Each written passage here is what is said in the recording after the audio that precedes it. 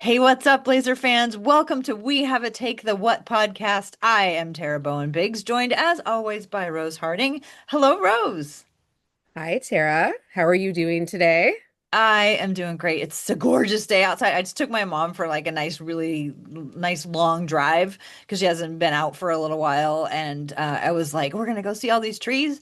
And like the trees are starting to turn, but there aren't as many turned as I kind of thought. And now I'm all like, is it late this year or is it? I don't know. I can't. Do you get the feeling that the leaves are turning a little bit late this year, or is that just me? No, I think they're turning late because, spoiler alert, today is my wedding anniversary. Happy anniversary. That's awesome. Thank you.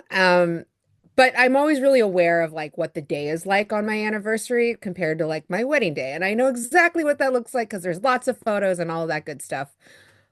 The trees when I got married 12 years ago were like turned, like Okay. reds, yellows, oranges, very little green was left. And this year I've felt like that it's been slow and like when I look around my neighborhood, it's maybe like a little yellow. Yeah. Not even to like any oranges yet. hmm Well, like as listeners to the podcast may know, I am always interested in the leaf change because I'm always on the lookout for cars that match the trees they're parked under.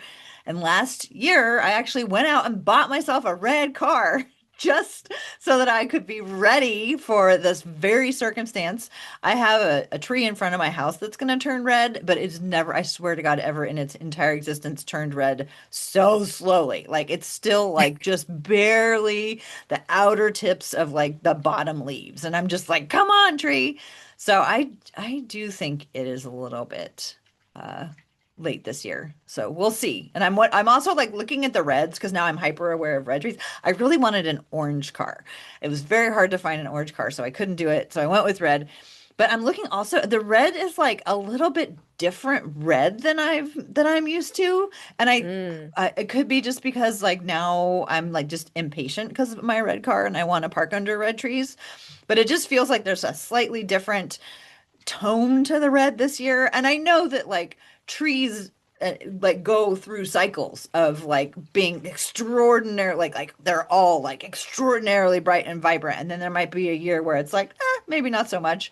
So I don't know what we're leading into, but I'm watching. And if any of our listeners have a red or an orange or a yellow car or a car that matches a tree that they are parked under, take a picture and tag me because it brings me so much joy to see a tree with a matching car parked underneath it. I'm so sad I don't have a red or a yellow or an orange. Well, no, I'm sad I don't have a red car. I'm not sad I don't have an orange or a yellow car, if I'm being completely honest. But My my car very is like silver. The first car I ever purchased, my husband and I bought like not long out, like right after we moved in together when we were still dating, and it was a safety orange Volvo. And I've just been chasing the safety orange Volvo color forever. I And see every once like in a while. I see like orangey, coppery colored cars still. Mhm. Like those ones still exist. I don't know if I've seen like a safety orange car though in a minute. Yeah, brown and copper are also good colors if you want a car that matches the tree. But I know that's a niche market, and it's not usually why people buy a particular car, but it was my reason for buying my particular car. Yeah, that's great. So Okay, everybody tag Tara when you park your car under a tree that matches, please. yes, please do. Please, please do. So like sort of tangentially speaking of listeners, so I've been thinking about this for the last few days. I listen to a lot of podcasts, and some of my favorite podcasts, they have like a name for people who listen to the podcast, which I don't know, maybe it's a little teasy, but I kind of think it's like cute and fun. I listened to this one called So Bad It's Good, and he calls his listeners the baddies. And then I listened to this other one that is called Snark Bait, and they call their listeners baby snarks, which is like so cute. But anyway, I was like, what about the what podcast listeners? Like what could we call the listeners of our podcast? I think it would be fun to have like a fun a nickname for everybody. Yeah, I mean I like that. And I'll say like so I have like I pay a lot of attention to like what people call their fandoms or whatever because I think that some of them are super adorable. And like some of them kind of happen organically, like like Taylor Swift just dropped an album this week. Those are usually called they're Swifties. Yeah. And Um basically we're like Taylor Swift. We're like a degree or two separated. like two maybe. Yeah.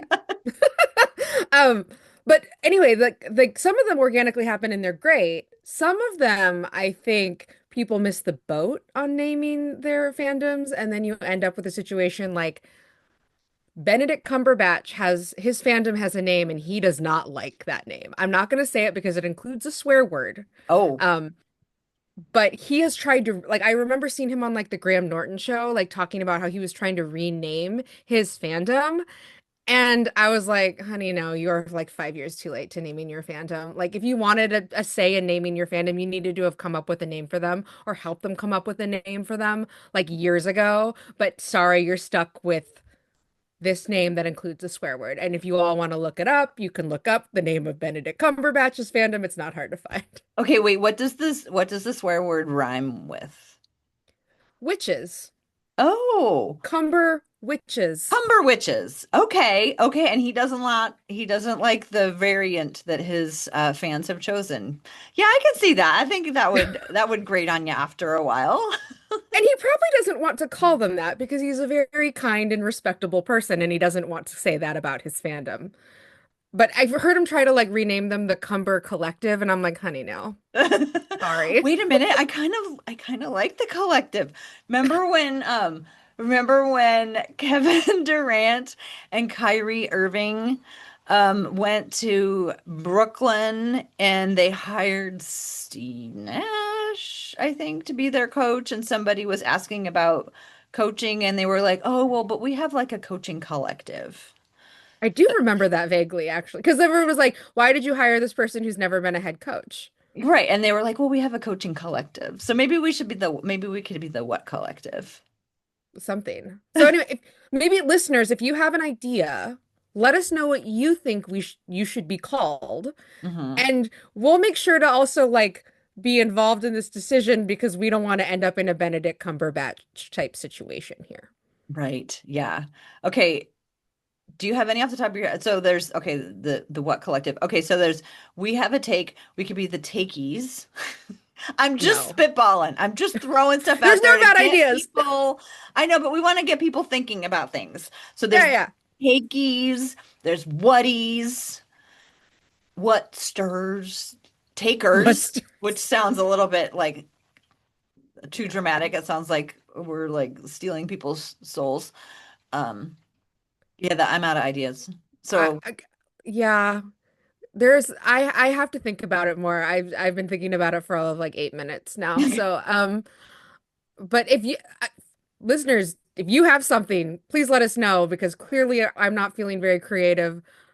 I we could do something with the collective if we wanted to. I feel like there's also something that's related to the Blazers that I can't quite come up with right now that okay. right there, but I can't get there.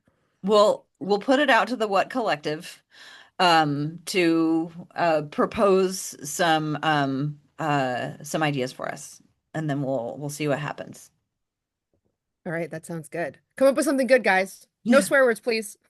Yes, no swear words because I don't want to have to edit it. Um, sadly, neither of us made it to FanFest yesterday. Um, I did, however, listen to, I think, every Media Day interview that happened.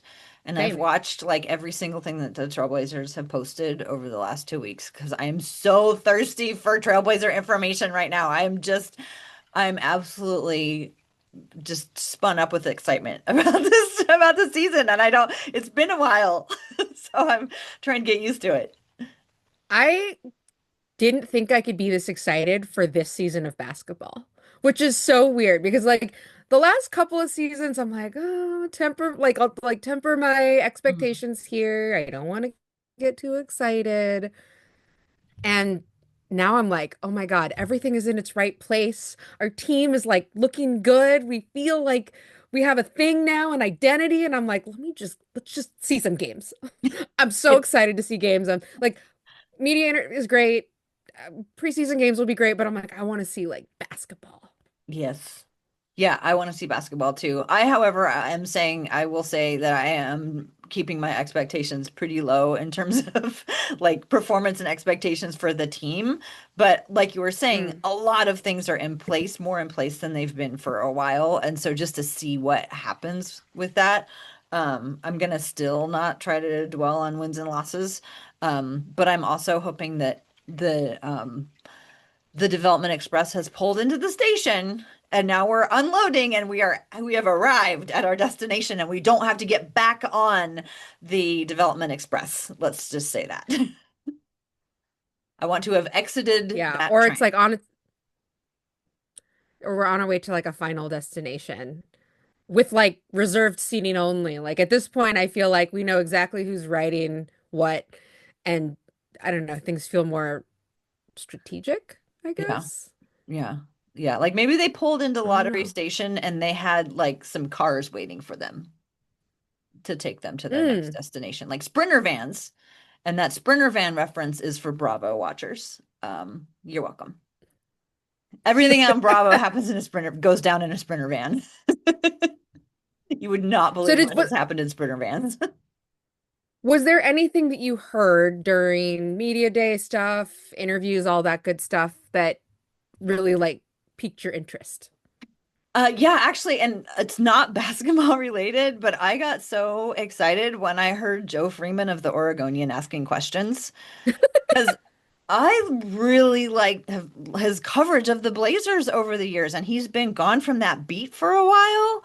And so I was like, wait a minute, and is he gonna and he's been covering him ever since the preseason or ever since training camp started. He wrote a couple articles over him over the summer, and he's back on the beat, and I'm really excited about that because like after like the media day, like I still had some questions, and then a few days later, he appeared on Locked On Blazers with Mike Richman and like addressed all of the things that probably anybody was wondering after the press conference. He went and got the answer, and he gave it back to us, and I was like, oh, I'm so happy to have him back on the beat.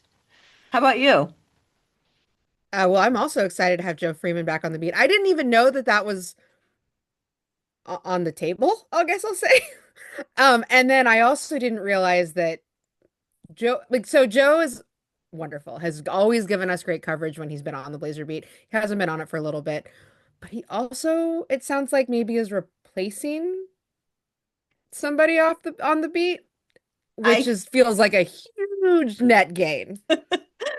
I think it will be helpful to have a Blazer reporter who hasn't blocked half of the fan base. Right, or isn't blocked by the other half. Right. Exactly. Yeah, I think so. I mean, when I was first like really learning like how basketball worked and how the business of basketball and like getting more deeper into my fandom is when we listened to the Casey and Joe Freeman podcast, for years. It was so good. And the two of them could just they just had such great conversations over the years. And of course I love Brooke Olsendam. Who doesn't think that she's amazing? But a chance to have some more Casey and Joe Freeman conversations would be really awesome too. Yeah. We're getting like all the good vibes people back together this season. Like all the good things are happening. There's just like nothing to be upset about as I walk into the season. And what a like refreshing way to start a season, you know? That's so, I had not thought about it that way in terms of like, there's just nothing to be mad about. No, not really. I mean, I'm so excited to see everybody play when everybody wants to fight about like who's gonna start and who's gonna. So I'm like, I don't care. Everyone here is great. So I'm excited to see everyone play. I'm excited to see what everyone does this season. Like, I don't have a care in the world. Mm. And there's nobody where I'm like, oh, please, I know more. Get them away from me. I'll just look somewhere else for a while you're doing your thing. Nope, none of that. Yeah, it feels great. Um, any anything else about media day or training camp or fan fest that you've heard or wanted to comment or um talk about? I just wanted to like share one observation with you, and I don't know if this is an observation you had as well. Um, so there's a lot of conversation, especially before Scoot's injury, like, oh, who's gonna start? What does this mean for so? What is, what does Drew and Day mean for for Scoot? Like, what does so and so mean for so and so? Like all these different pieces, how do they fit together? And I find it really interesting that on media day, there seemed to be some questions that were about interest around like, oh, who's starting? And is it Shaden? Is it whoever? But I also thought it was interesting that nobody asked Donovan Clingan about how he felt about them drafting another center, even though a lot of people were talking about it. Whereas, like, that's the kind of like those are the kinds of questions Scoot's been fielding for years. Or like Dame fielded like when they drafted Scoot and then Dame and then I don't know. All these questions are like that. They happen all the time. For some reason, nobody asked Donovan Clingan this. And I think it's really interesting because I think that like the media sometimes picks and chooses which like tensions they want to highlight for whatever reason. But I was just shocked that nobody asked that of Donovan. That's such a good point, and I had not thought about it. And my immediate, thought on it is that they learned their lesson when they asked, and all of a sudden Damian Lillard was gone and the team was blown up.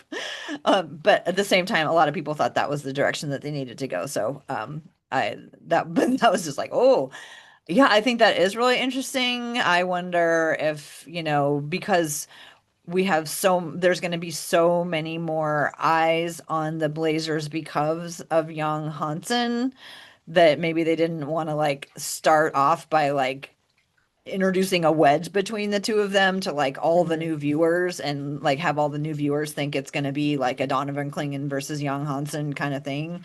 Maybe they were thinking about that. I don't know. That's a really good question. We need to get a hold of somebody who was in the room and ask why nobody asked that. Yeah, I mean, I would love it if they learned their lesson. And they didn't ask people questions that were like, you know, about building tension within the team because I think that that's not particularly useful or productive. But it was just interesting to me. And also say shout out to our listener Jason who confirmed that this happened or that this question wasn't asked when I was talking about it with him. Just because when I was the stream I was watching like weirdly just ended after Hansen's interview, and then I had to find a different stream because for some reason I can't ever get this stuff to work in the Blazers app. Please, Blazers app people. I can't get your video to work in your app. I don't know how to do it.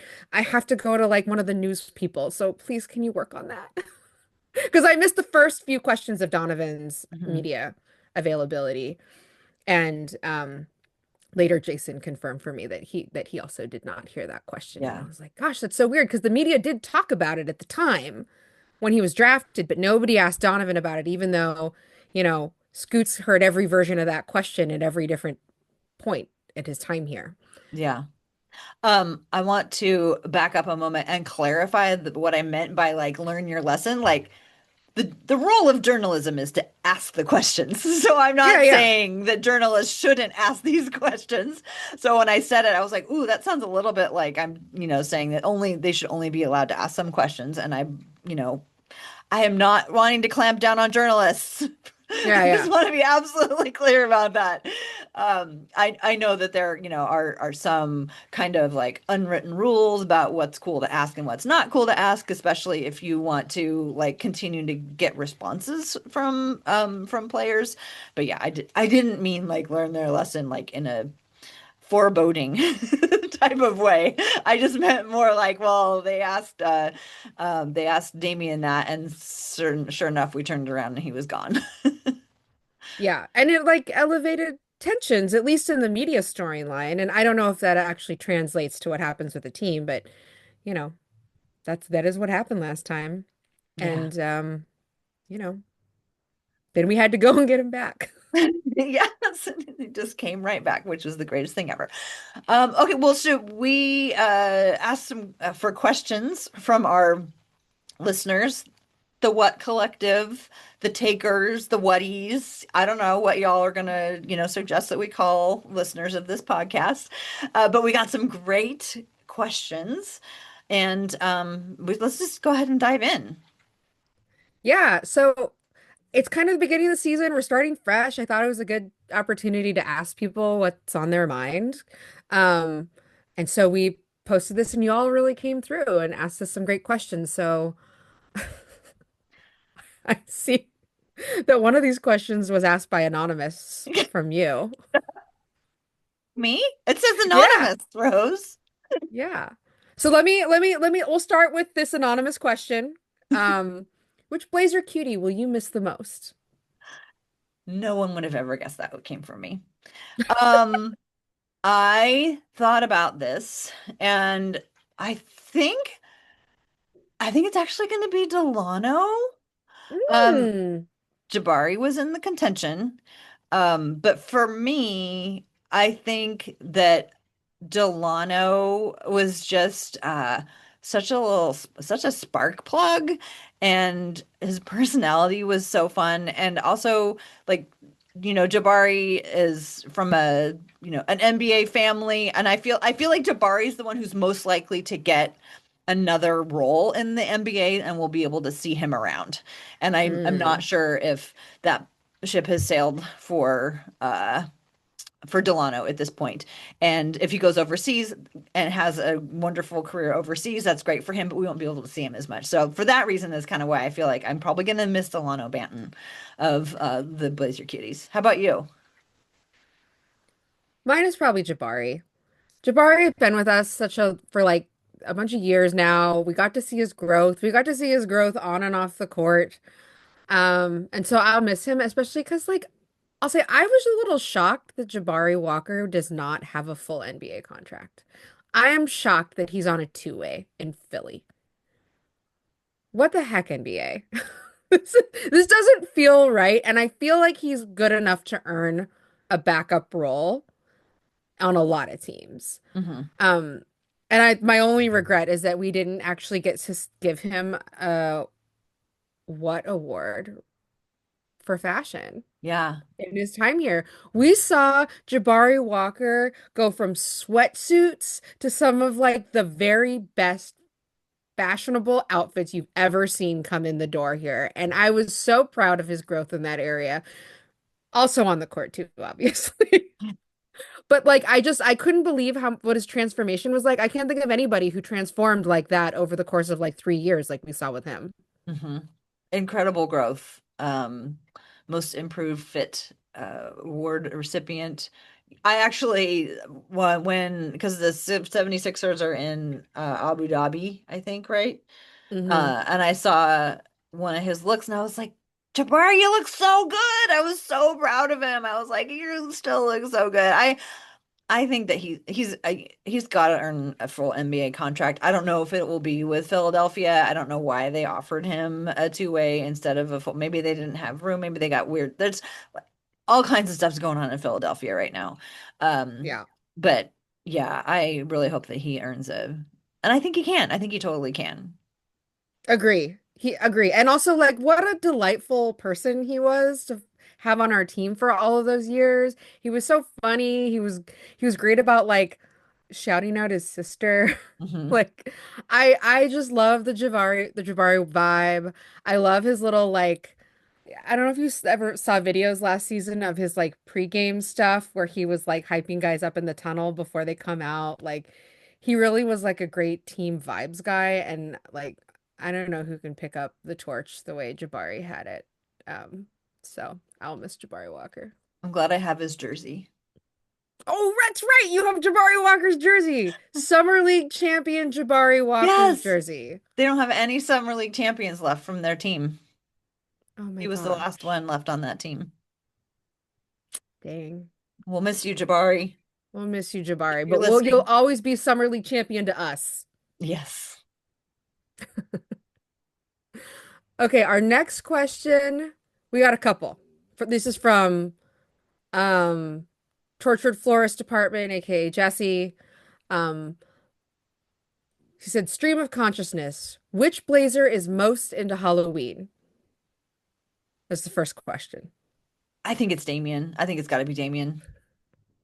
He does He have seems little like a kids now. costume guy. He's a family guy. He loves, yeah, I would think it's Damien. Do you have a different answer? Uh, I think Damien is a good answer. I think like he also like likes to do like remember like one year he did like Jesse Ventura. No. Wasn't he Stone Cold Steve No, Austin? Stone Cold Steve Austin, the other bald guy that I don't know wrestling clearly. I don't either. I just know that he was Stone Cold Steve Austin. I'm pretty sure he was. I don't know. And then Tell us if we're wrong. during Christmas, he also remember he brought the like the leg lamp from Oh A yeah, Christmas Story. Like he likes to bring in props and like yeah. do funny stuff like that. So I could see it being Dave. But there was that year where we had all the guys that they all wore costumes. I remember like Nurkic had like a I He forget was what the his Beast costume. from Beauty and the Yes, Beast. that's right. He was the Beast from Beauty and the Beast. Like everybody dressed up that year. Yeah. And I was like, what a great thing. Um, but the other person that I was thinking is I could see Jeremy Grant getting into Halloween. Really? Yeah. Like, not like in the sense of like he's trying to dress up as somebody, but like have a cool, creepy costume for Halloween, to Okay. like answer the door in or something. Okay. I Okay. could see that being a thing.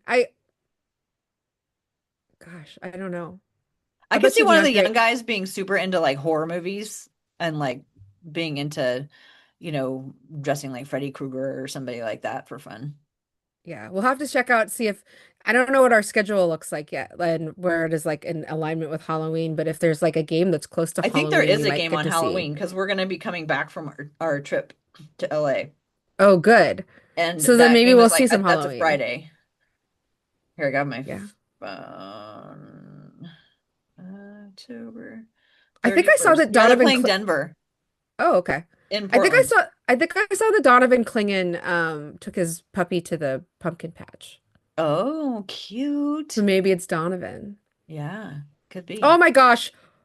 I would love if Donovan Clingan did like a group costume with his girlfriend and his dog, and they all dressed up as like a threesome that goes together. And I think this way because this is what my family does. Like we dress up as like we have like a whole family situation. There was like a year where like Audra was a cheetah and I was a giraffe and Tyler was I think an elephant and then our dog was a lion because she's a golden retriever, so we just got her like a mane. But like that's what we do. So I would love That's if very Donovan did different for it. me. I hide and just go, my God, when is this day going to be over? But I'm glad you enjoy it. My mom was a big Halloween person, and I will say, like, my daughter, like, I realize now she's 8, she's turning 9 this year. Like, I know that these Halloween things do not last forever, so I'm just savoring the last few years of this time where she's really excited to go trick-or-treating and dress up as a family together. When my kids And were then it'll all little, be over. yeah, I was just like, it was so, and anytime there's a holiday that has a lot of requirements, it just really, the capitalism of it just makes me Mm. nuts. And so I would just like, I would be so amped up and annoyed by the time Halloween came around until the moment that we were out trick-or-treating. And then I was like, yes, this is so much fun. I did like the trick-or-treating. I like looking, like being actually out there and Hmm. like looking at all the little kids and how much fun they were having and all that stuff. And so like I wasn't a complete Grinch for the entire thing. For like 5% of Halloween, I'm like totally into it. And then the rest of it I could do without it. I'll send you some pictures of some of my family's best costumes. There's the one where we were Ferris Bueller and Ferris's girlfriend, and then Cameron from Ferris Bueller's Day Off, where we dressed up our Audra was a baby at the time, so we made our baby Cameron because that's sort of the role he has in that little trio of friends anyway. And then all I had to do was get her a Detroit Red Wings onesie because that's what he wears. So, Um, side note, his sister in that movie, Jennifer Grey, was mhm. my high school doppelganger, except for she was like gorgeous and I was me. But like we look so much alike. If you like the pictures of her, like like when she goes to like she has to go pick him up at the police station, I think, right? Where she meets Mm, Emilio Estevez or Charlie Sheen. Charlie Sheen, one of them. Yeah. But there's these pictures of her. Maybe she's in the principal's office. Anyway, it's nuts, like how much she and I look like each other. Except for, of course, she's a movie star and I wasn't. Jennifer Grey is gorgeous. Jennifer Grey, also she had like I think she got like a nose job or something where she Yeah, looks that's why different, we look so much alike. We have the same nose. And before she's she got her nose done. she's gorgeous both ways. Hmm. Like I thought she was beautiful before she had a nose job. Hmm. And also I reject this idea that like you're not beautiful too, because you are also beautiful. You're just not a movie star who has somebody whose job it is to make them look beautiful all the time. I like to think that someday, if I had glam, maybe that would be true. So thank you very much. I will think that into reality. Okay, the next question I'll move on to is also from Jesse. He said, Nate Bjorkgren deep dive? I think diving into the assistant coaches is would be great to do this season, especially if we get into a place where we have a little bit of a lull in content because we've talked about how much we are excited about the new and would mean we would get to do more Tiago Splitter as well. Oh no, more Tiago Splitter. Darn. Darn. The Yeah, number one Tiago Splitter podcast, the number one Blazers Tiago Splitter podcast. I don't know, I'm workshopping that. yeah. It's okay. Maybe we can integrate that into our like podcast listener name. The Splitters. Our listeners can be the Splitters. No, never mind. Forget I said it. It was wrong. I just Um, side note next you and I are both working on our Drew Holiday deep dive and I can't wait to get to it. Oh my gosh. I can't wait to talk about Drew Holiday. That's yeah. moving on. Coming soon. Look for the Drew Holiday episode that will be coming soon. I think that's a great idea. And also, I'll say like we didn't do Chauncey. We could do Chauncey as well. We've never done Chauncey. He's got a new contract. He's gonna be here a while. It would be fun to look into the coaches because we always do like knowing about the coaches, but we've never done like the formal deep dives into all of them. They're And with often them, really hard, yes. especially when Chauncey was first getting started. It makes a lot of sense to me now. Wasn't thinking about it back then, but back when Chauncey was first getting started as a coach, he didn't have a track record. So Mm, if you were like an established assistant coach, why would you come to Portland to work with somebody who didn't have any experience, right? So I think and so those guys, I remember trying to find out about a lot of them, and a lot of them there was very little out there about them, and I'm like, oh, it was probably because they were at the very beginning of their career, and that was their like entry. But now we've got some coaches with a lot of experience, a lot of really interesting background and history. totally. And like it was before, it was like we could find out stuff about like Scotty Brooks, and that was it. Like he had like more information about him that was like readily available, but some of Hmm. the other guys we were like, who? What? Chauncey's little brother? Yeah. What? I don't know anything about him. So It yeah, would that it kind of makes you it kind of makes me go, oh, I understand why they hired him because it was probably not easy to fill yeah. those positions. Really? I mean, Yeah. maybe. I mean, Chauncey did not have a coaching identity yet either. Like we talked about how the team didn't have an identity. He didn't have a coaching identity yet either, and he hadn't been coaching for very long. Whereas I think about how a lot of guys go back to guys that they've worked with. You know, they like go back to other guys they worked with in other settings, and that's who they invite to be a coach on, on their bench. And he didn't have a bunch of those guys. He was just a guy that was on somebody's bench for like a year, and then he had to go out and find his own guys. Yeah, exactly. That's why I'm like, it kind of makes a lot of sense to me now why we didn't know some of the early ones and we have a lot more about the current assistant guys. Yeah, totally. So yeah, that's a great idea, Jesse. His next question is 8 o'clock start times, yay or nay? I'm doing the thumbs down thing right now. Yeah, it's a big nay for me too. Well, and it's 11 o'clock on the East Coast. Yeah, I guess the good news like is those people are definitely not going to watch us. I know, which Not is that they were before. fine. Which is, yeah, honestly, Yeah. that's fine. And it works the other way because apparently it's like around noon in the part of China that Young Hansen is from. Okay. Yeah, I the thing I don't understand about 8 o'clock start times is why. Capitalism. So they could That's put them on it. more platforms so that they could like act like it's a big, it's the whole, it's just all, what it's all come to is just ridiculous. It's, yeah. Why, I mean, if it wasn't to make money, why would they make it less convenient for people to watch the games? Oh, apparently we Yeah. can just watch highlights now. It's a highlight league. Thanks, Adam Silver. Yeah, I don't care what anybody says. Like, it's getting harder and harder to watch the Blazers, and I'm so, so thankful that we have Blazers vision because Hmm. like what it it should be easy. It should be easy to turn on the TV and find your team. And Hmm. now they're making it really hard. Now you need to subscribe to like a website where you get stuff shipped to your house faster, and also you get to watch basketball. Why does that make sense? This Mm-mm. is me being an old lady here, Yep. complaining like an old lady. Like, when I used to just turn on the TV and they were on. I was having this exact conversation with my mom today, who's 91 years old, and she can't watch Premier Soccer like she used to, and it's driving her crazy, and I empathize. Yeah.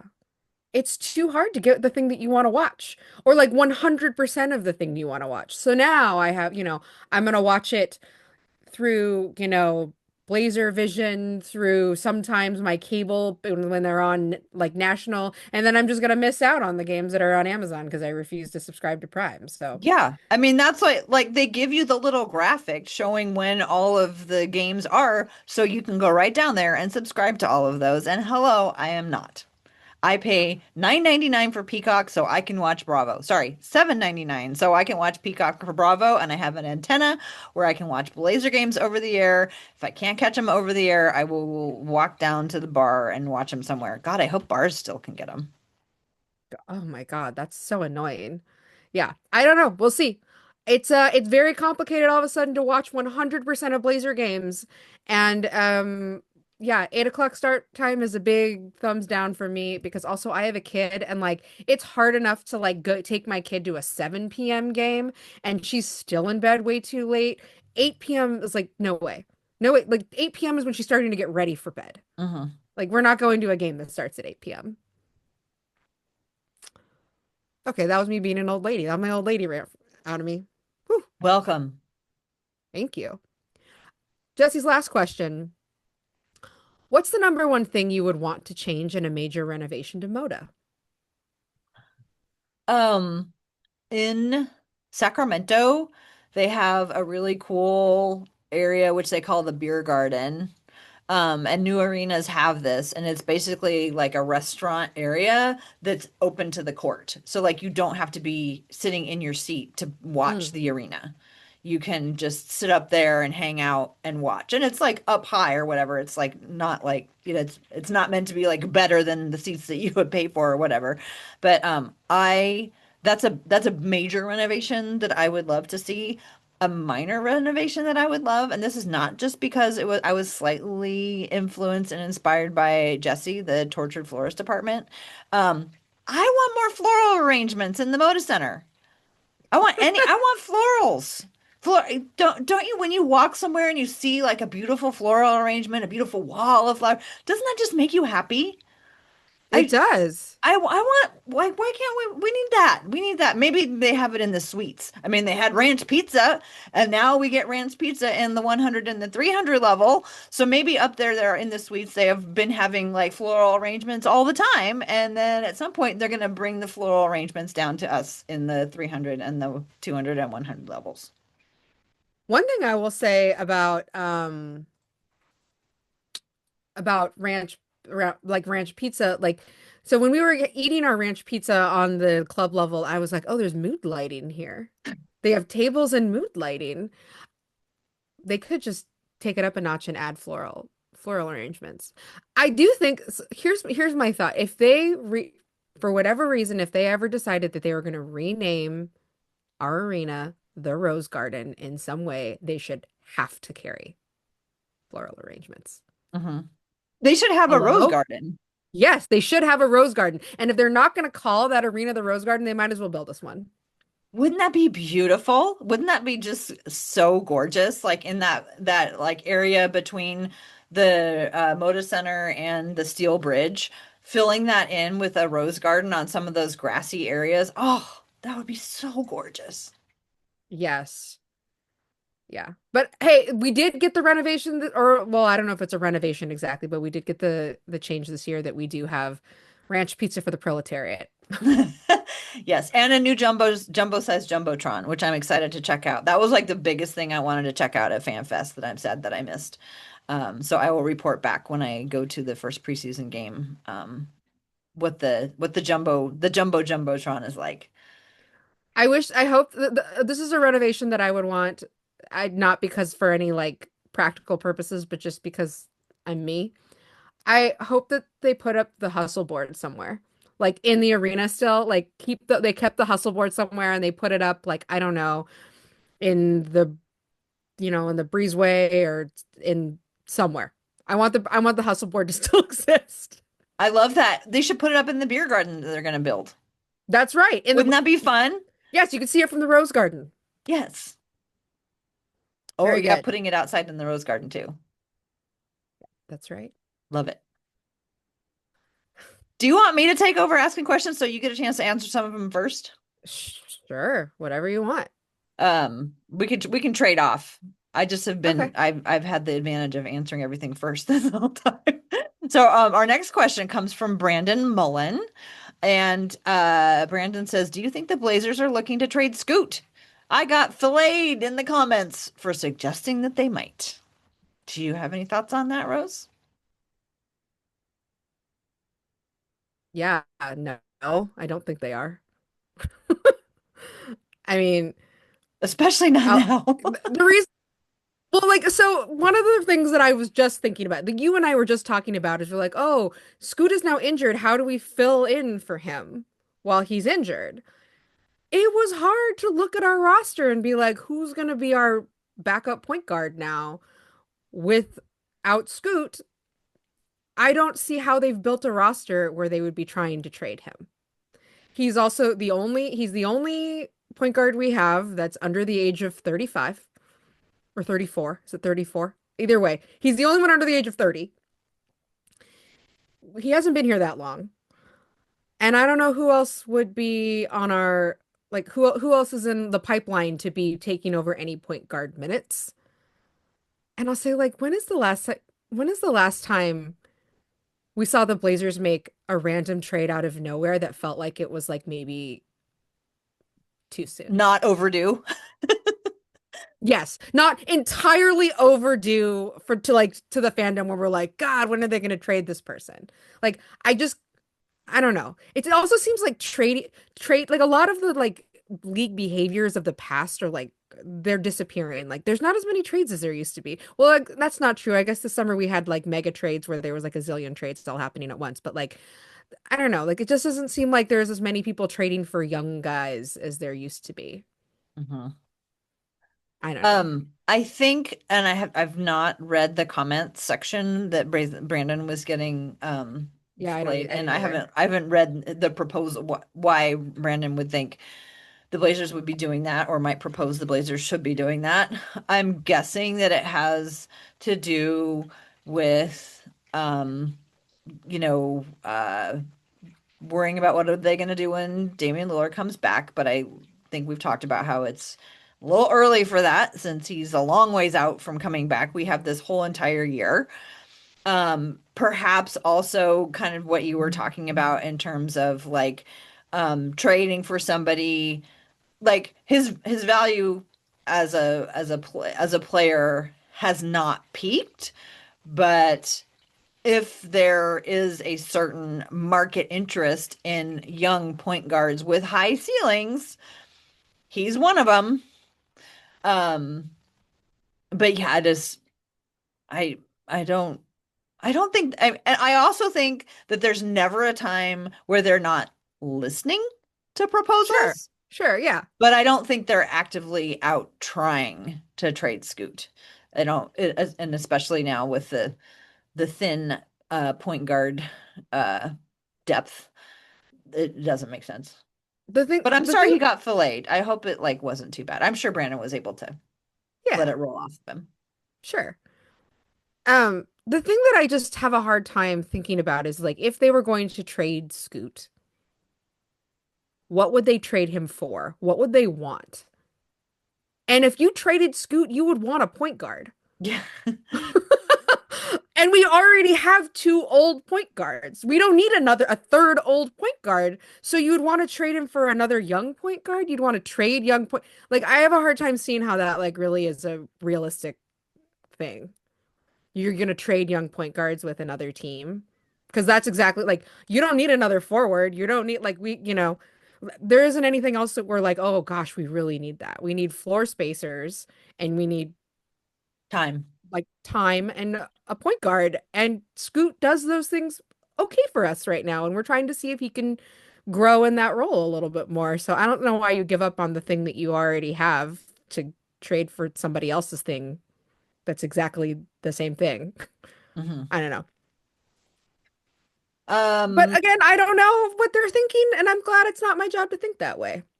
yes, definitely. Repeat and plus one that. Jason Hecubus 01 asks us, will this season be a trick or a treat? Could be either. That's my answer. I'll say anytime I get to watch Blazers basketball, it's usually a treat. Like, it is not a given that I get to watch basketball. It's not a given that I get to watch my team play basketball. I think that when you start to set yourself up for some expectations, it can be a trick, but that's a little bit about you and not about the actual thing. So I don't know. I tend to think it'll be a treat no matter what because I like watching basketball. Mhm. And I think you're right. We can make it a treat. You Mhm. know, there were times last season, I remember very clearly going into the season going, I'm built for tanking, and then about 3 weeks later going, oh my God, I am not built for this. So I recognize that I can feel the pain of a tricky season. But after recalibrating expectations, it ended up being a treat anyway. So I think we can make it a treat, let's say. Yeah. You just got to bring the right perspective to make sure that you set yourself up for some of it to be a treat. It doesn't all have to be a treat. Yeah. Um, our next question is from Keanu Reeve Books. The vibes seem unbelievably good so far, and everyone seems to be getting along great, in particular the young core built over the last 3 seasons. Them going to watch Yang at the Summer League was so nice. I'm wondering, do Dame and Drew feel left out? Um, Thank you for the question, Keanu. I don't think this is Keanu Reeves, but I'm just pretending that it is. And there's, Yeah, his handle is James Game Boy, but I think maybe that's the real Keanu Reeves just trying to be tricky. So, Keanu, thank you for listening to the What podcast. Let us know in the comments what kind of a nickname we should give listeners to our podcast. And I would say the answer to this question is no, I don't think Dame and Drew fell off. I have not seen Dame this happy in so long. And he's a grown up. He doesn't necessarily want to be doing all those things that those 21-year-old guys are getting up to, but he just is like happy to be around it. He seems like just so happy to be around this young energy. And I think Drew is the same way. I was listening to a podcast of Dame. Maybe it was the new License to Lillard. Actually, I think it was the new License to Lillard that came out. Oh my God, like how lucky are we? How I lucky are know. we? But there was this part where he was talking about how he would sit in between Mo Williams and Earl Watson and break down film with them and how much he learned from that. And he said he learned so much from that. And I just immediately went to imagining Scoot sitting in between Dame and Drew, breaking down tape with the two of them. I mean, it's just phenomenal. And these old heads love to tell young guys what to do. They love to like impart wisdom. I think that I I mean, I'm not them, but it does not appear to me, and it doesn't seem like they would f feel left out, at least at this point. Yeah, I think I agree with you. So I was thinking back to when Dame was here, for the beginning and middle of his career. He always did he was a more solid leader when he had like a second. Like where he was co-parenting the team, like the years where he was younger and he didn't quite have that and they were trying to figure that out with like LaMarcus, like that was harder for him. Granted, he was younger and like, but he didn't have that other person to like help build what he wanted to build. Hmm. And I think that Drew will be in that like CJ type role of another solid person who wants to build what he wants to build and also like be a little bit like parents to the team, right? Like Hmm. these are our now they're like properly seasoned old heads in the NBA that are here to help bring culture and stability and mentorship, I think, to the young guys. And in that way, I weirdly, they don't have to fit in with the team at like the youth level. I think that they can feel like a really big part of that team by filling their role well. And that's being kind of like, you know, the parents of the team. Yeah, I hadn't really thought about in terms of, Dame kind of having a little bit of time before somebody came in to be sort of like the his second in command or whatever. But I think, yes, he and CJ were clearly very much aligned on what they wanted the team to, how they wanted them to behave, how they wanted them to act, what they wanted them to do on the floor. And I could see, Damon Drew having that same kind of thing. I would ask maybe more, do like Scoot and Shaden feel left out? Because the way the team embraced Dame coming back, I wonder how that made them all feel. I Yeah. mean, they put on a great face at the rally or whatever, but they're all like they've all been coached along and they've been around long enough to know like you need to act like this, unless you're just a complete knucklehead. But I think these, yeah, I would wonder more if some of the younger guys feel left out. Because I mean, looking at just like the videos from practice, Drew looks like he's having so much fun. Hmm. He really does. He does. And I think that like once his family is able to get settled and comfortable here, I think that they will like it here. It's like a lot of people have said around the NBA that like Portland's a great place to go and like raise your family. That's not every city, right? That's not why people want to go to Miami, right? They don't Yeah, want to go to Miami to raise their family, but like Portland's a great place to like come and raise your family. And Drew has two kids. His wife is retired from soccer. We have a great soccer scene here. Like there's a lot of cool stuff about our city that I think fits his vibe. yeah. Yeah. Thank you for that question, Keanu. Um, our next question is from Shoesamoops, Blevins Country, Nurkic Road, friend of the podcast, Eric, who wrote our little ditty as you come in and listen to our podcast. He said, "What do you hope to see from Drew this season on the court?" We're trying so hard not to do our Drew deep dive. Um, so I'll be short also because we're like running out of time. Um, Unfortunately, we need him to score. I mean, we need him to just be himself, but also score.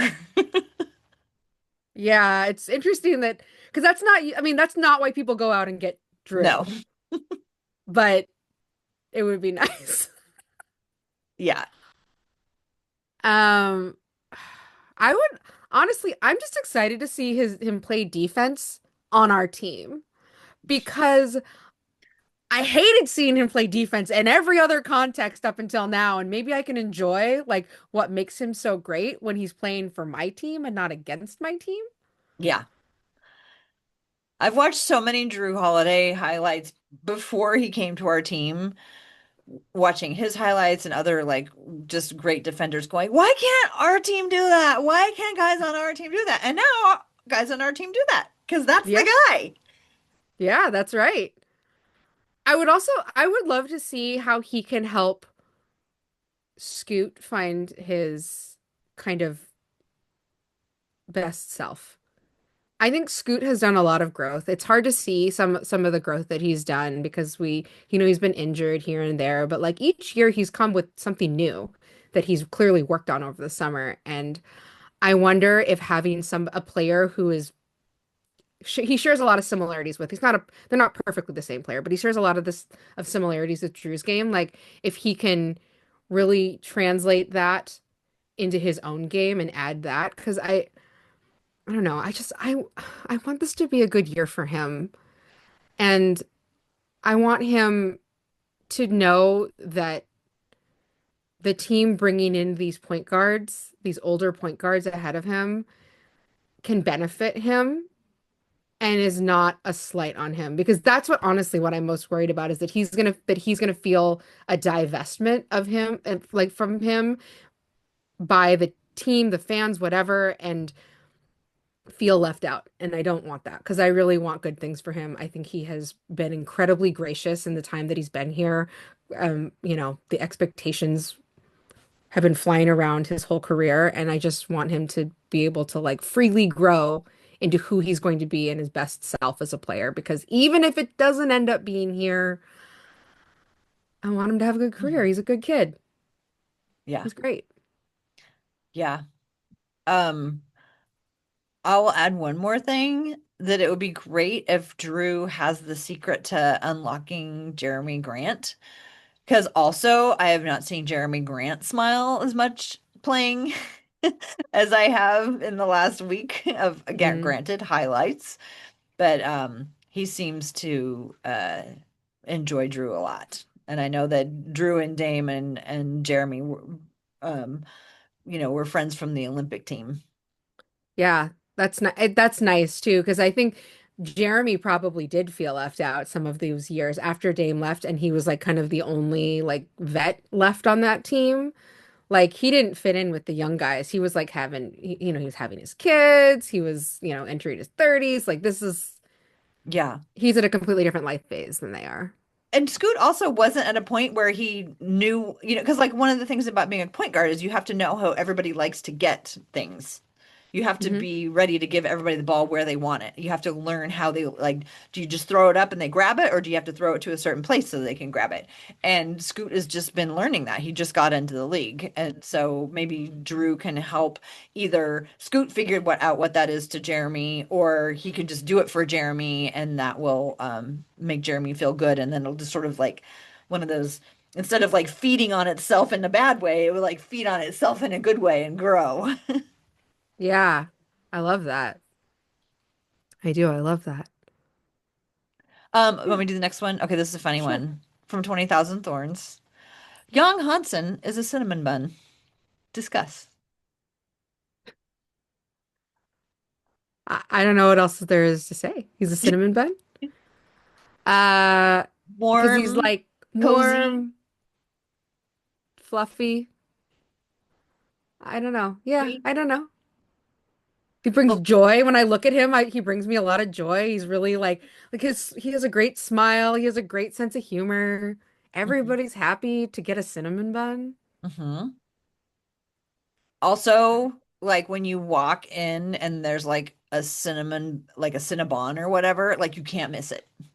Like, Oh yeah, because you smell it. yes, yes, and you can't miss Young Hansen. Right, because he's 7'2" or whatever. 7 foot 1,000, I think. He's so big. Yeah, that's right.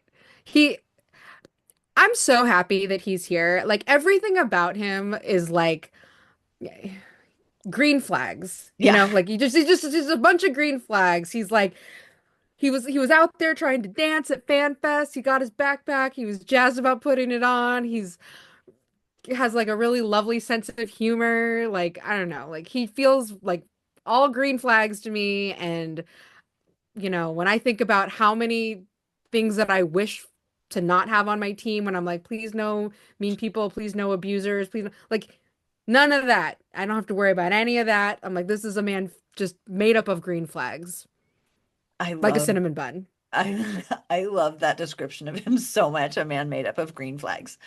We haven't talked about the Players Tribune article that he wrote to introduce himself, which if listeners, if you have not read it, I'm sure you probably have.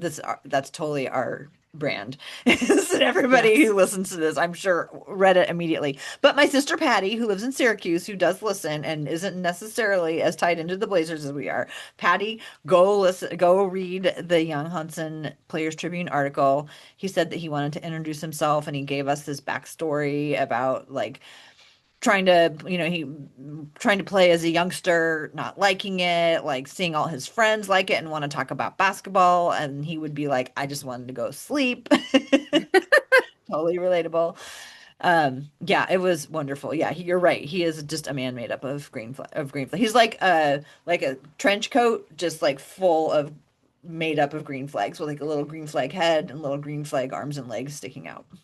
Yeah. He's so lovely. That Players Tribune article also is so endearing because it's like high school essay. This is me, and I'm just excited to be here. And I also just appreciate how much he really talked about Portland. Like he sometimes people write those Player Tribune articles and they don't feel like genuine about the place that they're going to be, but like I really like that he thought about that name, our name, really hard. He thought about what Trailblazer meant really hard. He really likes our city. He talked about the features of our city that he really liked. Um, I don't know. It made me feel like he wasn't just saying it to say it. He was saying it to try to connect with us, and I'll build like grow our relationship with him, and that felt really nice. Hmm. Yeah, I cannot wait to watch him grow. He seems like everybody really enjoys playing with him. I mean, why would you not? Because he's giant and nobody can get around him. I cannot wait to see. I can't wait until he's like setting NBA screens and people are just like falling to the floor right and left. That's gonna be so Oh, fun. I love a good screen. Oh no, I know. It's gonna be great. I saw him a lot of stuff between him and Shaden. Oh, by the way, Shaden, MVP of FanFest. That's So right. was he MVP of FanFest last year? I feel like he might have been for last year as well, but I could be completely off base on that. But congratulations to Shaden. Yeah, very good. I've heard lots of good things about him in camp too. He's impressed. So that's great. I hope for big years for him and for Scoot and for all the guys who are like trying to win their spots and their roles and their contracts. Like that's good for everybody when they play Yeah. well. Next question is from Zaphod B, who I don't think we've ever had a question from No. before. It says, I have a question. With Scoot out, who is our backup point guard?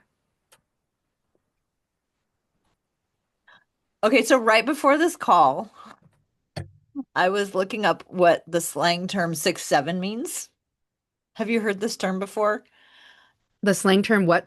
6'7". 6'7", like the Yeah, it's written numbers? like 67, but apparently you I don't just know say this. 6'7", which could mean anything.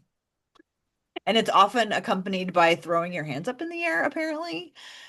Lots of middle schoolers say it, and it can be the answer to anything, especially if you don't know the answer. So 6'7" is my answer to this question. Maybe I used that wrong. I don't know. It was like a People magazine article about how to use the term 6'7". So I may have gotten it completely wrong. But my point is, I don't know. I don't know.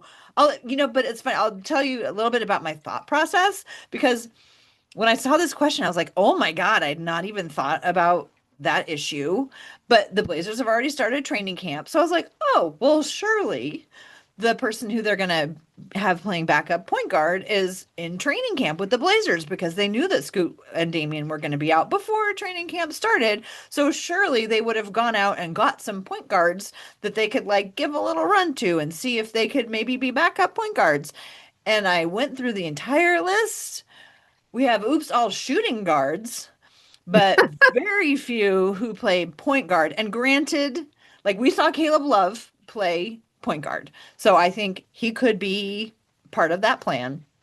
And the Yeah. rest of everybody else who I looked up as a guard, like I got their like positional time from basketball reference, which isn't, super reliable. But none of them, there weren't like a whole bunch of shooting guards who also played like 35% at point guard. They were Yeah. shooting guards who played either 0 or 4% at point guard and like 19 to 25% at small forward. Yeah. So I was like, oh, I was just very surprised that they didn't have more point guards at um training camp, especially knowing going into training camp that this was going to be an issue. So my answer is that they're not going to have a backup point guard. It's going to be committee. That's a reasonable answer, I think. It's as good as any, because obviously when you look at the roster, like Six there's seven man. yeah. Sure. I still don't really understand that slang term, but I'll just go with it. Neither do I, but I'm leaning into it. The only thing that I will add here is that I think what you said is all completely reasonable. And I'm open to the idea that that's exactly what's going to happen. And if that's what happens, I won't be sad. I think that we're also going to see a lot of point forward. I think that we're going to see Denny play a lot of point forward. That's what we saw last year. I don't think that that changes because I think that Denny with the ball in his hands has been good things for this team, um, at least the second half of last season. And I don't think that if they if they didn't go out, I read that they signed some guy to an Exhibit 10 Forward. who's not a point guard. If they didn't go out and sign somebody to an Exhibit 10 who was a point guard, like I don't think they're worried about it. And if they're not worried about it, look, when I look at what happened last year, I can imagine Denny playing quite a bit of point. Um, I can also imagine, Drew's obviously gonna play point. Um, I can also imagine, like as you said, like by committee, giving lots of different opportunities to different guys. I think it also might be fun if there were some like kind of lineups out there that were meant to highlight or give opportunity to young Hansen that involve Caleb Love because they were starting to kind of develop their chemistry during summer league, and that might be fun if they can showcase any of like the chemistry that they've built, having more time together. Like, I don't know. There's a lot of cool opportunities out there, and I'm not like that worried about it, especially knowing that Denny's still on our team and I expect him to play a lot. And if all else fails, Russell Westbrook is still not signed to a team, nor is Ben Simmons. So if we're looking for some more old point Give him a 10 guards, day. Give him a 10 day. They don't have to last all season. yeah, that's right. Just let them. We are really good at giving guys their last contract before they retire. There you go. And caretaking their legacy. That's right. Um, so yeah. But I'll just say also I want Scoot to get well and be healthy and play well, and I'm excited to see him play point guard when he's healthy again. Okay, we have two more questions left, Tara. Okay, let's power through them. Okay, two more. They're both from Basketball Jones, Okay. from Sean. First one. How great of an impact do you think nearly all games being streamed in China will have on the minutes young Hansen plays? Obviously, he has to play up to his NBA potential, but one has to think there will be a little pressure to encourage tapping into that market by extending his minutes. So my thoughts on this are not that I don't think it'll have as big of an impact on minutes, but I think it will have an impact on whether or not he plays with the remix outside of like rehabbing situations. I think he'll be with the team. Like I don't think that they would send him down to play in the remix because they'll want him with the team. But I think I think once the buzzer starts, I think the coach gets to decide. Yeah. I can't imagine them making meaningful decisions around minutes based on, I don't know, rating situation stuff. I don't know. Like, it's cool that there's a ton of interest in China around him, but I can't imagine it's good for to play him in situations where you don't think he can be successful. Hmm. Um, unless it's your plan. Like unless there's a Yeah. reason for it. So like I think he will stay with the I think he'll stay with the Blazers. I agree with you. I don't think he's going to play as much with the remix. I also don't think it benefits him as much to stay with the remix because so much of what he needs to learn is to build chemistry with his teammates. And those are not the players that you want him to build chemistry with. You want him to build chemistry with the starting team. Um, and I think that fans are going to be happy when he enters the game at all. Hmm. It's going to be exciting every time he enters the game, but I don't think you forsake the entire team plan in order to like get him 5 more minutes or 10 more minutes of playing time. I think that doesn't really make sense. Because fans want to see him play, but they want to see him play well. They want to see him showcase what he can do. And if adding 5 minutes to his play time does not do that, then I don't really see the point. And if it does, then he'll play. Yeah, that's right. I think that he will earn his minutes just like everybody else. Um, And, I think about how like some guys like WAP have done really well to like find a role, fill a role, and not necessarily get called on that much. If he had minutes like WAP, where he like when he got in there, he was like good at knowing his role, knowing what he was supposed to do, doing it well, like that's great. Yeah, and I also think because Hansen was drafted by the team and he's like on a first round contract. He'll be here for a while. I think that fans around the world probably understand the NBA, and I understand that China is really into the NBA. So I think they probably understand that he's a rookie and he might not play as much, but he will be with the team. So it's worth their time to invest in watching the team, even if he's not on all the time, because he'll be with the team for a few years at least. Totally. Yeah, I totally agree with you. And like I was thinking about like so like remember like I was thinking about like Boban was like beloved. Hmm. But he didn't play a lot, right? He didn't play wherever he landed, he didn't usually play a lot, but he was beloved. Um and I'm sure that people would have tuned in to watch more Boban, but you know, it didn't change anything. Like he still just played the minutes that he earned. Hmm. So I just can't imagine them doing anything different than that. Like I just think like I love Boban. This is me saying like I love Boban and I Yeah. love watching him play and I loved his joy and whatever, but I also like it was fine that he played as much as he did. It was a And treat to see him. yeah, and I would also like to think that the Blazers wouldn't have taken Hansen at 16 if, so high if they didn't think that he was. I think that they would have known the impact of Yeah. drafting him, and so drafting him high and the expectations that came with that. Yeah. That's right. And basketball fans are basketball fans. It's a team sport, Yeah. you know? Yeah. I'm high on the idea that China can just get to know our whole team and what we're all about and get excited about the entire team's success by way of having this like immediate attraction to our team, which is that like we have a very high potential Chinese rookie on our team. Hmm. But so does Brooklyn. Now, Brooklyn has a they signed a guy from the CBA, I forget his name. Hmm. Um, There have been other Chinese players in the league too. They just weren't drafted. yeah, that high. Last Um, one. Should we take the Last last? question. Yeah, last question from Sean. Same asker.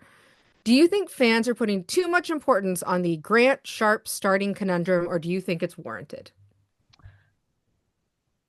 If you mean, do you think fans have any impact on it? Fans don't have any impact on this, and it's a fun debate. I think it's fine. Yeah, I don't think the team is worried about it. I think the team will see who plays really. They're going to default to the older, more experienced player unless somebody else shows that they are better and deserves the spot. That's their job. That's why we're not.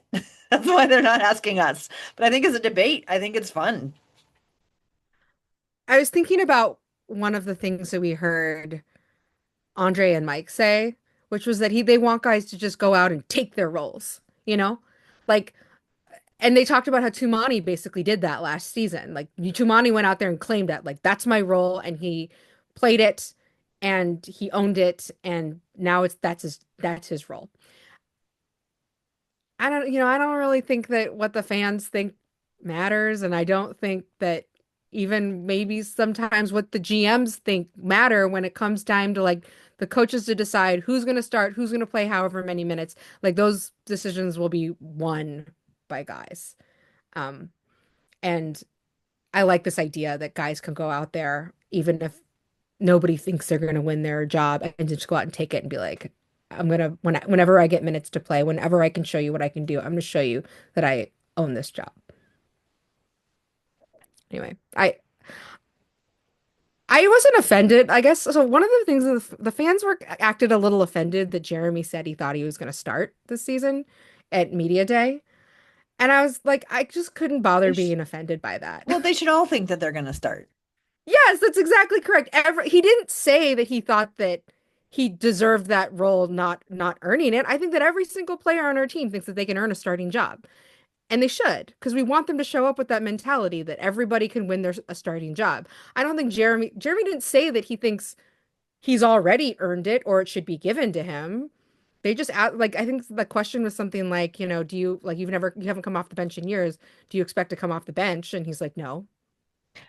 I mean, look at how much blowback Mello got when he responded that, that was not going to be him.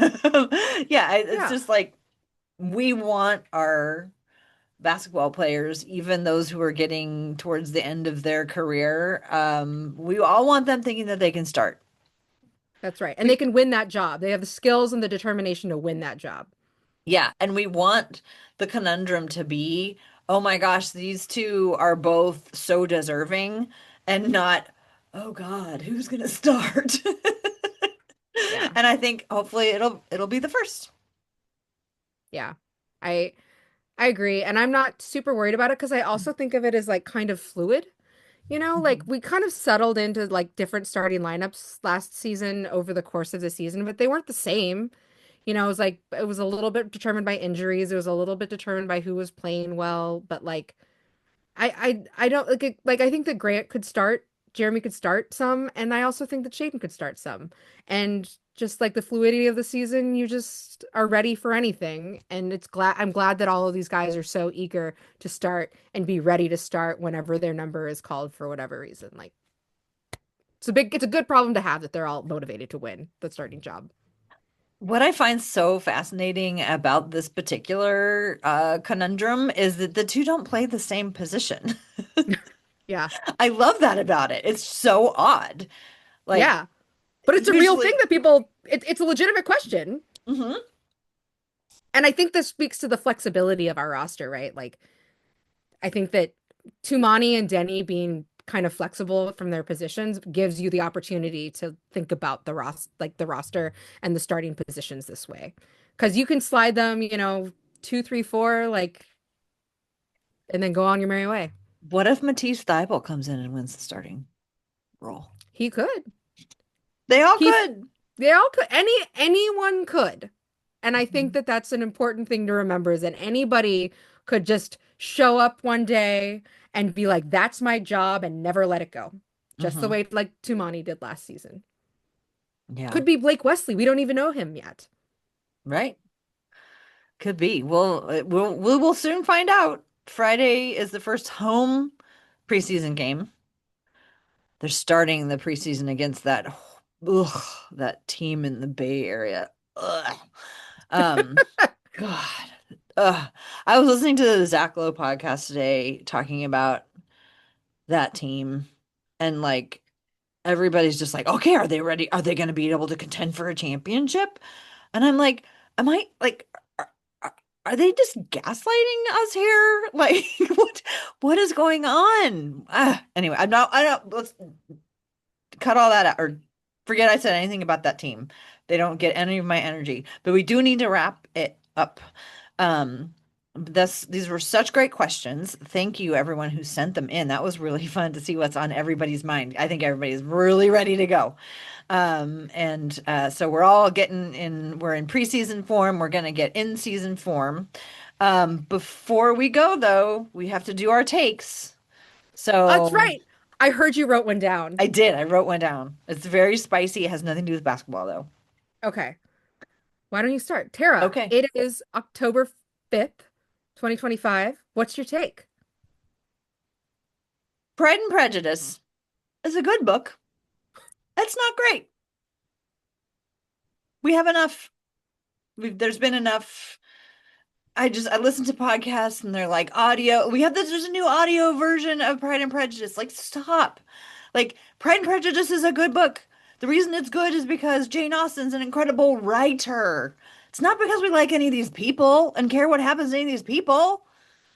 It's good. It's not great enough.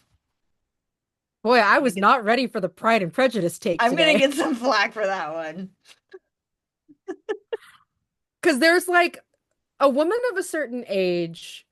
who will hold Elizabeth Bennet up as like, I don't know, peak feminism's Whatever. not quite the right word, but you know what I mean, like as like a heroine of the times, and it's a spicy take for all the readers out there. That's a spicy take. Although I will say that like I don't know nearly as many readers in our generation, in my generation, as like prior generations. Yeah. But my mom, I'm sure, if she's listening, which she does listen to our podcast, she might have a Elizabeth Bennet take about this. So I'll check in with her and report back. Yes, please do. And it's not, I'm not saying it's bad. It's good.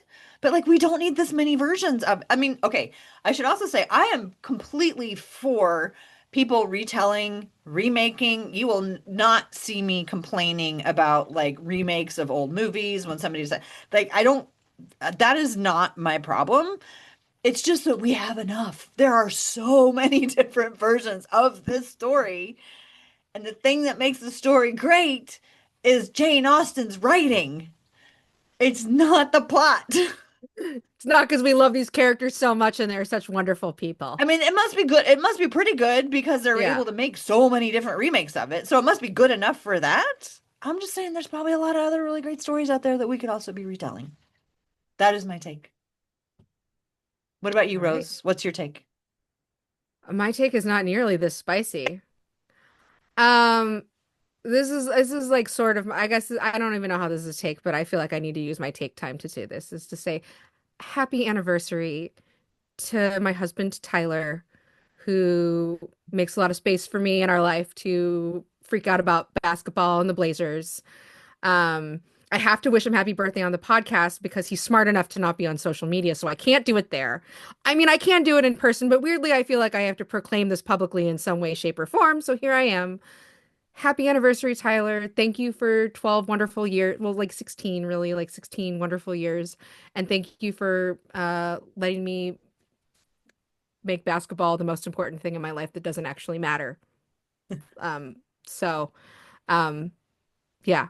Uh, it's been pretty great, and I will continue to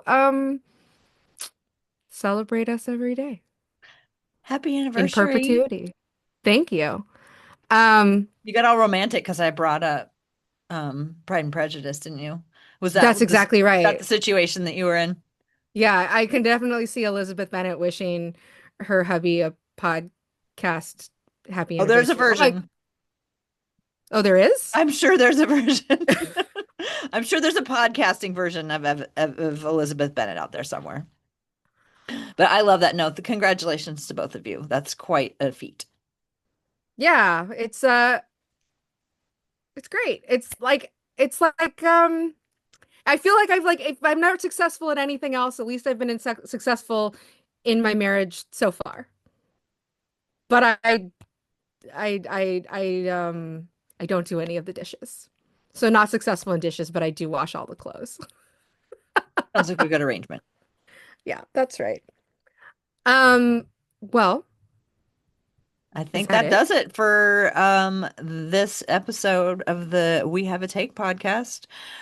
We have a takers. Let us know ideas for nicknames for this very listeners of this very podcast.